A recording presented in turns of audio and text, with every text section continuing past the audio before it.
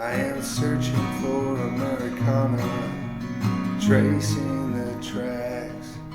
What is it really causing all these heart attacks? When I'm caught up in the ether, I feel it in the air. There's a feeling in the air that somebody out there cares, somebody there. Questions not where, for we are the music makers. We are the music makers. We are the music makers.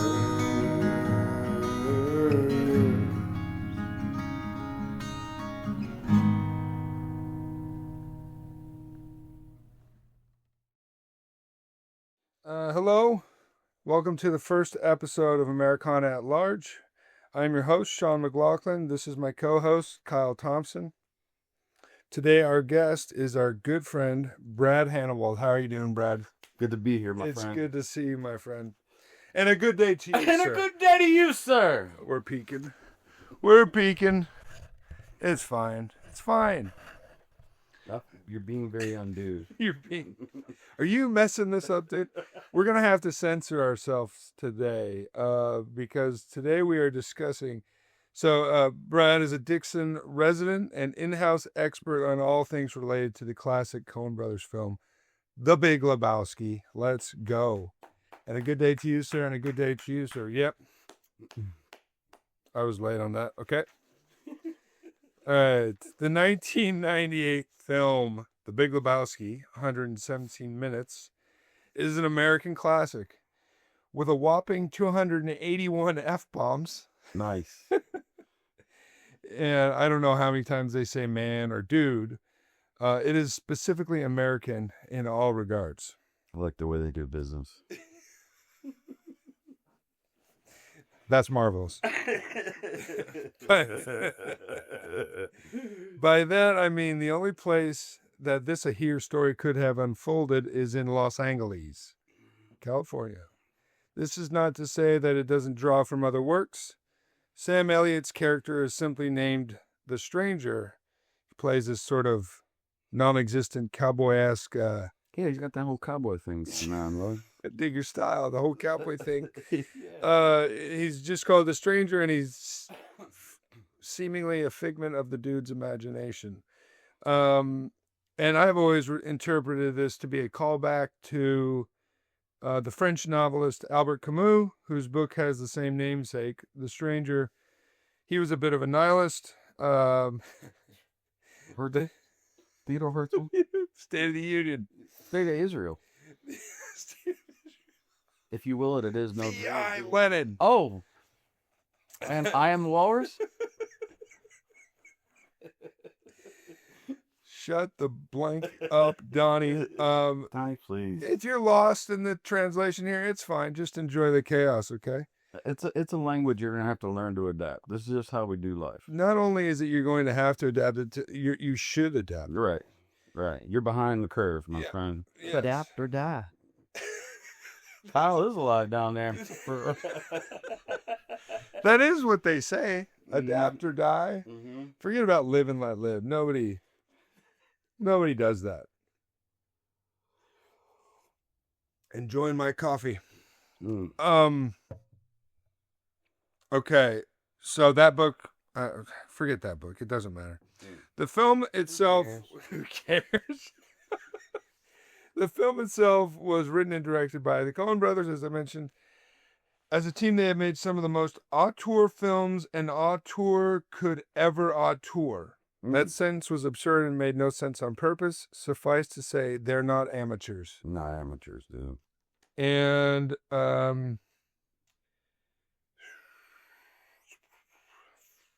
okay, so let's get into it, man. Yeah.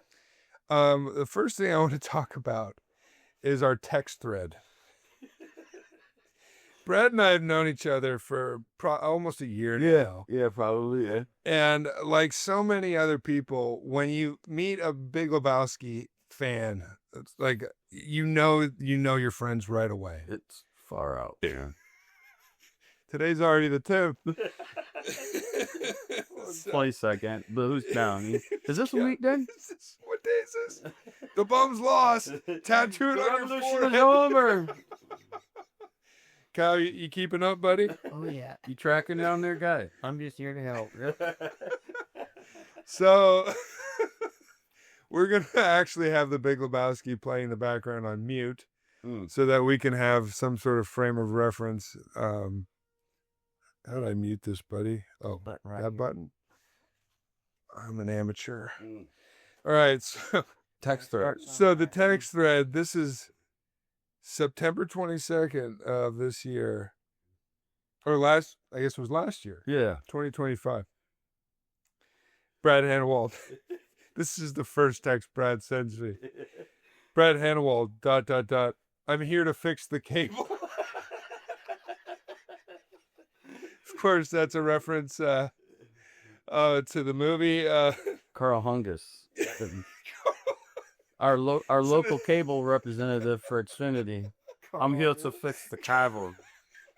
He's here to fix the cable. That's all we know. Yeah. So the movie starts out. I love the song, "Tumbling Tumbleweed." Yeah.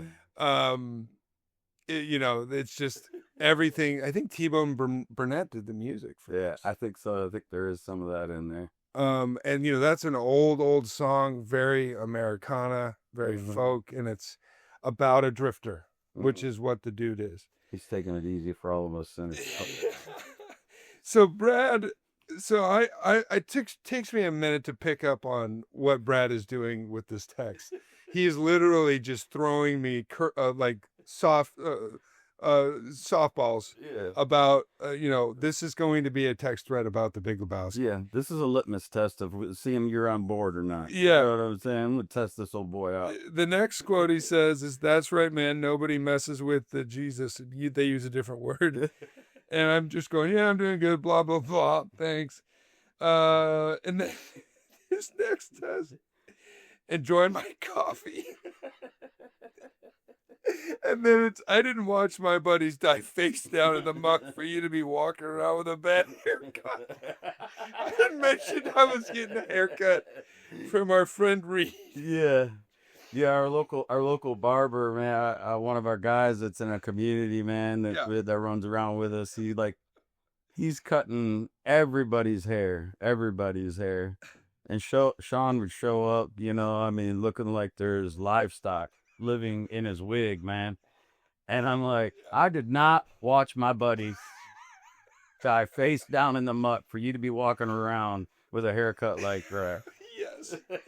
And that's referencing our favorite character. Well, the dude is the favorite. He's our true Lord and Savior. That's Walter Sobchak. You know what I'm But saying? yeah, Walter Sobchak is the dude's best friend. Right. This is a movie about friendship, first of all. Right. At the end of the day, it kind of subverts the whole film noir thing and takes a drifter, a nonconformist, if you will, a stoner, all these things. And he's the main protagonist who's totally lost in whatever is going on with this caper sort of hoodwink situation that unfolds. And Walter Sobchak, there's three friends, the dude, Walter, and Donnie. Mm-hmm. They're completely different individuals. They practice unconditional acceptance. Unconditional love and acceptance of each other. No matter what happens, they always are friends, Mm-hmm.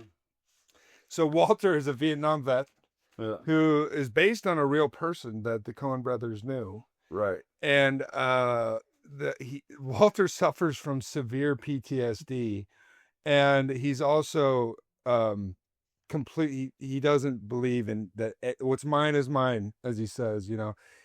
I guess you could describe him politically as what's the word?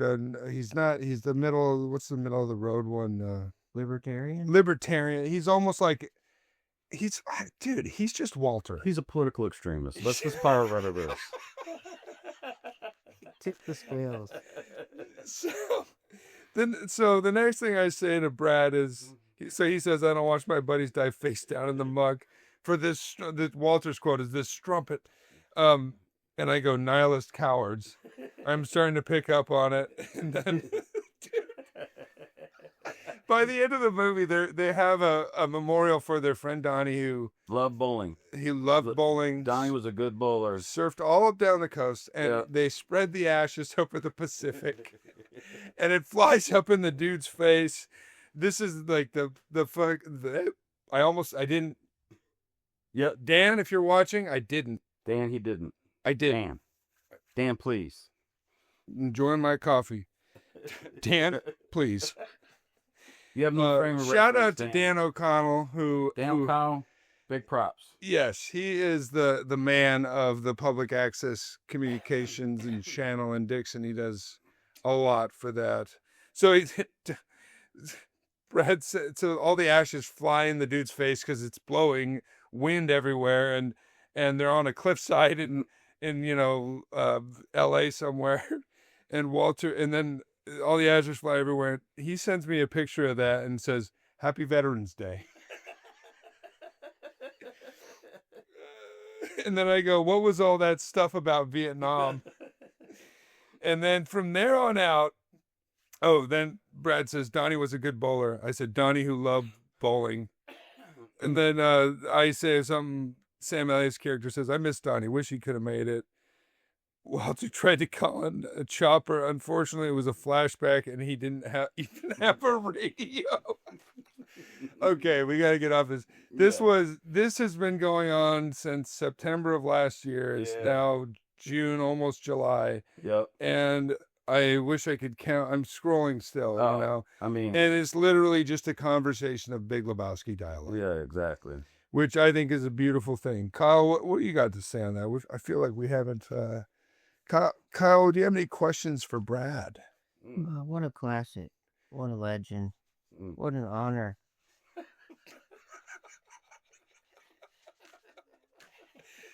You can always tell when Kyle's lying. He just stumbles through his words a little bit.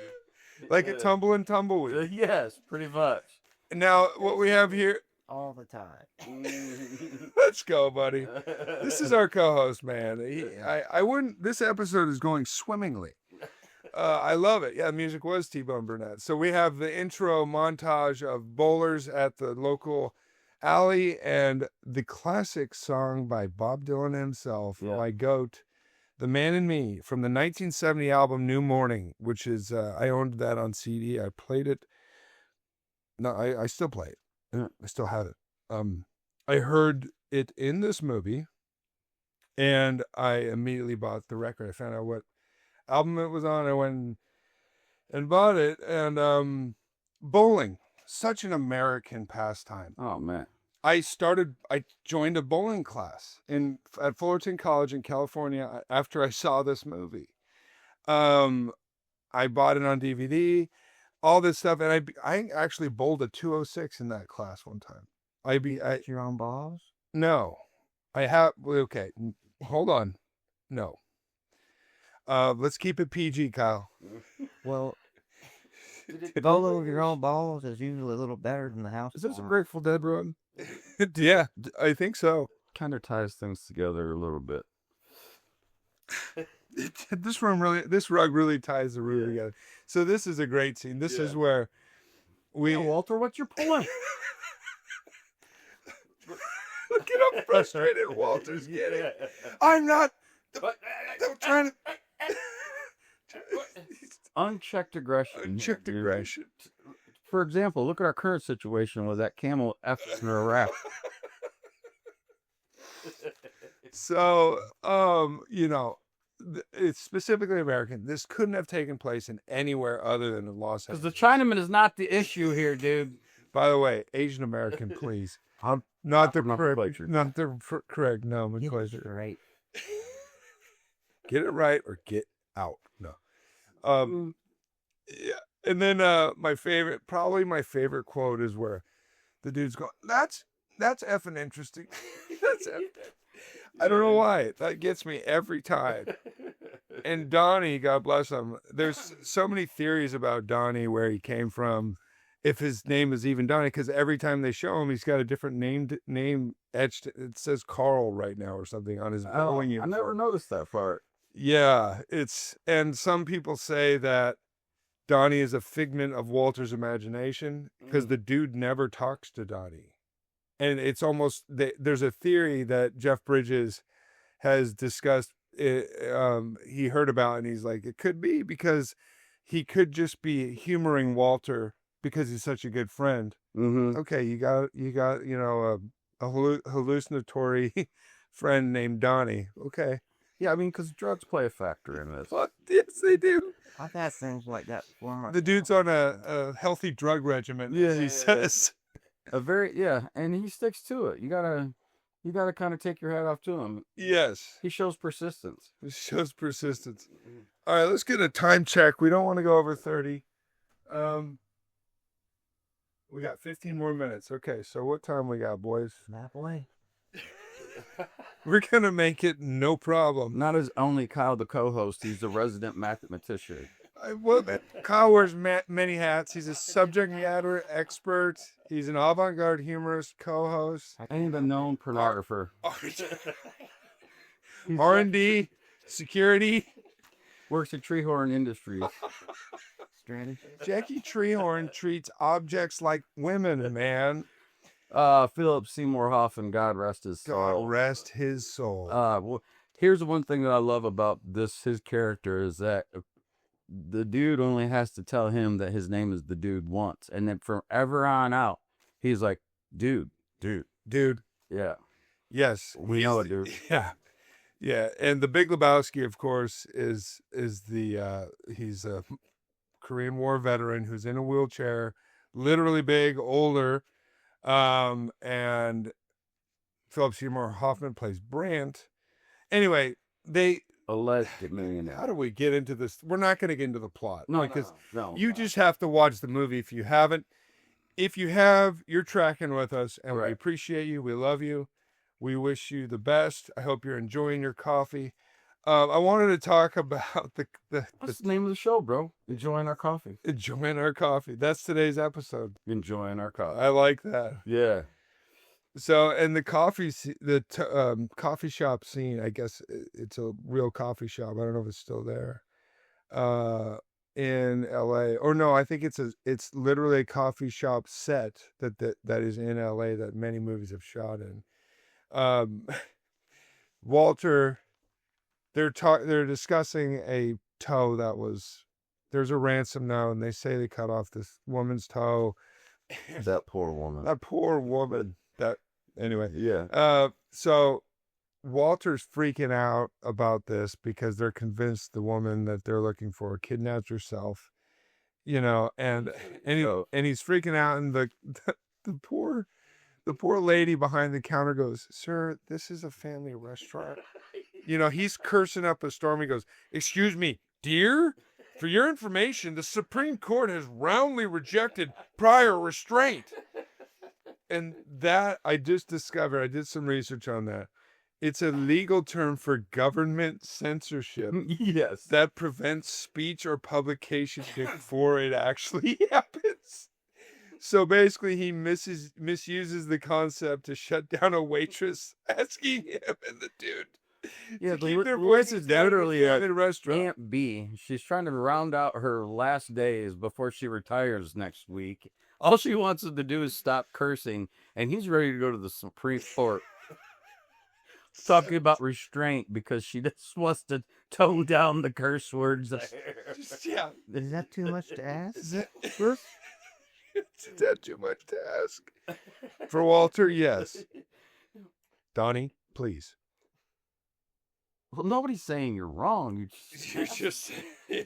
Well, okay then. That's probably one of my favorite scenes is when after he pulls the piece in the bowling alley. Yeah. And like dude's like getting all wound up and Walter's calmer than he is.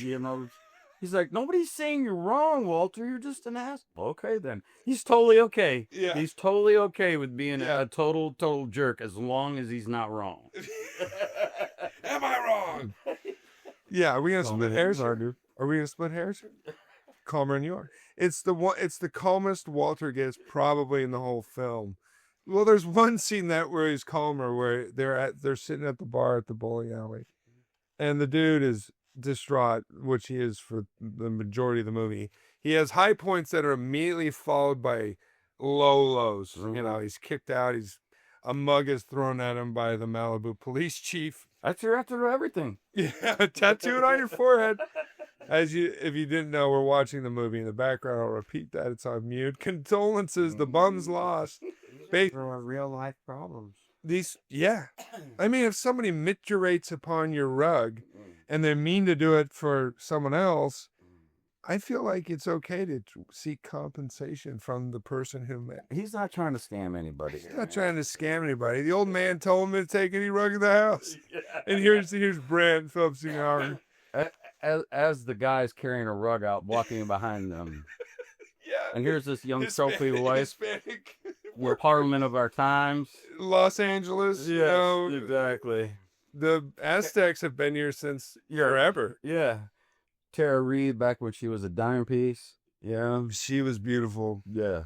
It's kind of sad, but okay, come on, do we get public access? Yeah, I'm sorry. It's I love okay. you, Tara. Big love. Big love to Tara.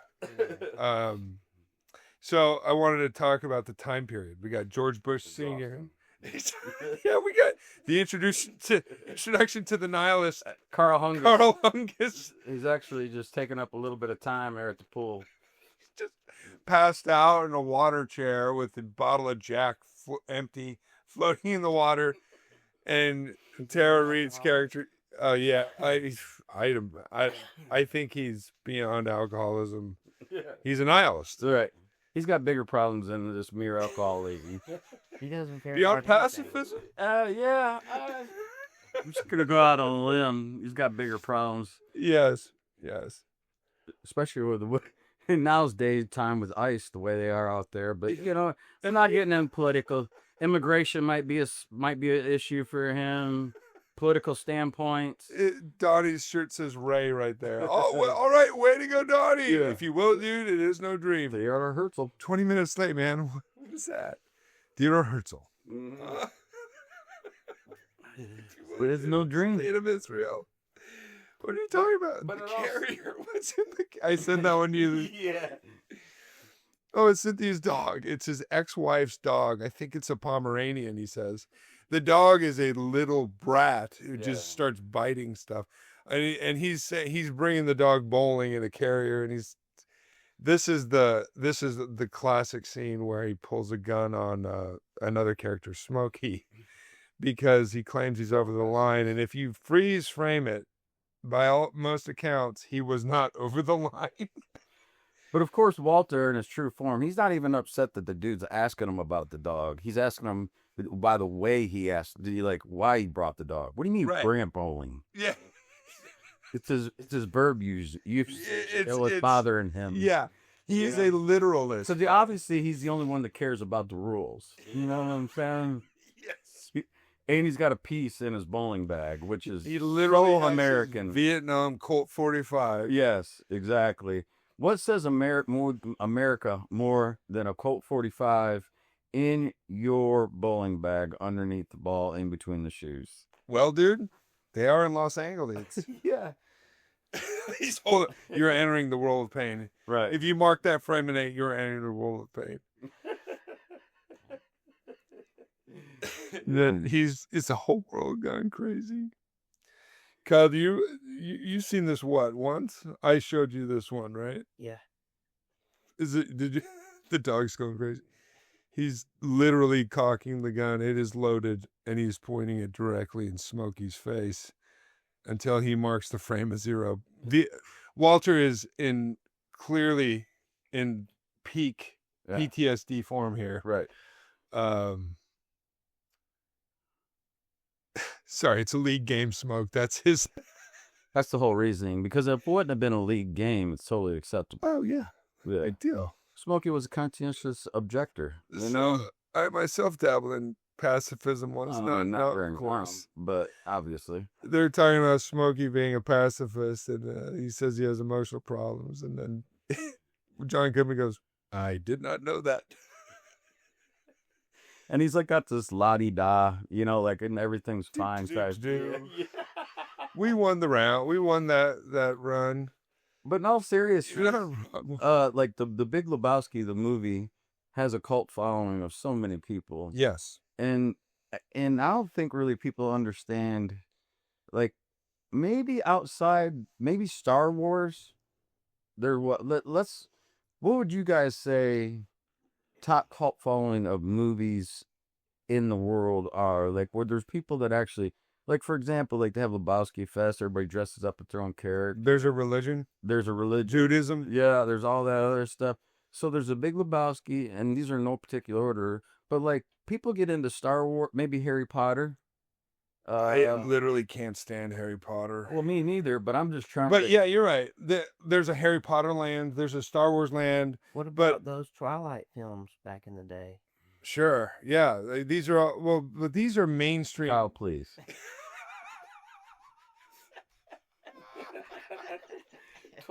That was too show about teenage vampires. Come on, guy. What about the Fast and Kyle, you're out of your element. Yeah, you're like a child that wanders into the middle of a movie, wondering what the plot might be. All right. Kyle. For just a babe was spoken to. So, okay, I like that question. So, yeah, Star Wars has cult following. People, die by that, Yeah. But that was a commercial, huge box office success. This was a low budget, under the radar, failed when it ran through theaters, and grew into a massive And cult following. only one movie, not a series. Just one movie. Just one. That there should never be another. No. There's No. we don't need to talk about the Jesus. I will roll. lie his face down in the muck if they try and make another one. I'll die on that hill. Yeah. So the movie is incredibly complex, and it's the storyline. It is what it is. You just have to watch the film. I can't explain it.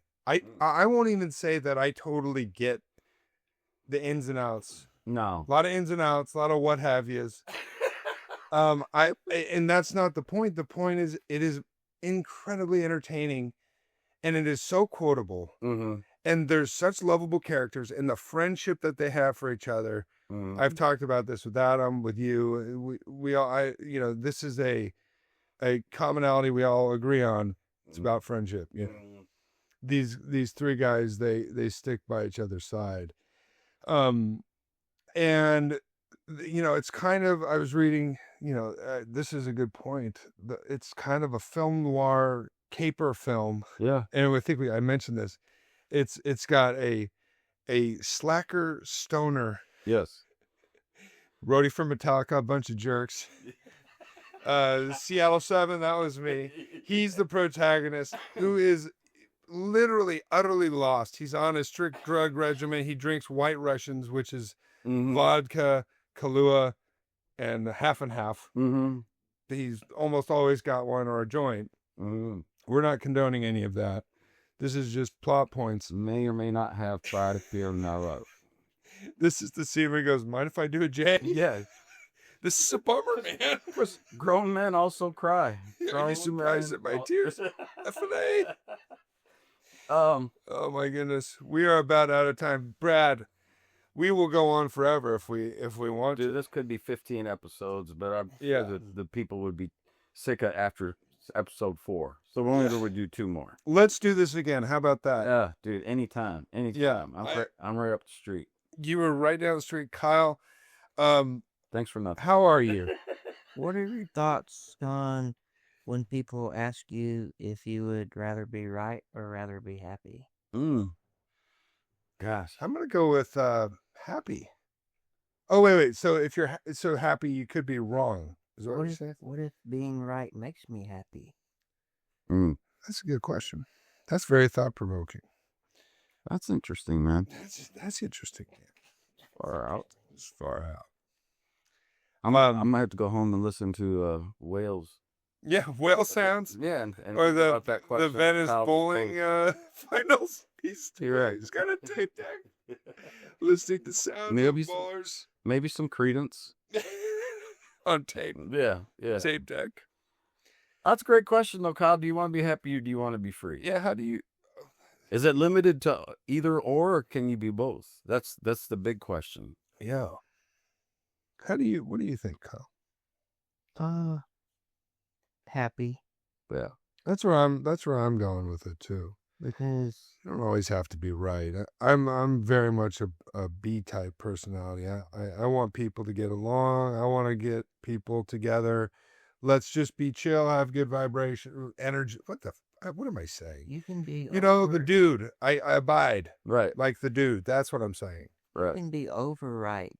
Right to the point where you got everybody pissed off at you. And you get in your own way. You're too smart for your own good. Beat them down, and like they know that it's so important for you to be right That they kind of. just prefer not to be around you. Yeah. Well, in all seriousness, if Thank you for tuning in, y'all. We are at 30 minutes exactly. Everybody say bye. thanks for watching, y'all. I've been Sean McLaughlin, America at Large. Episode 1 done. Bye-bye. Stop. Very nice. Very nice.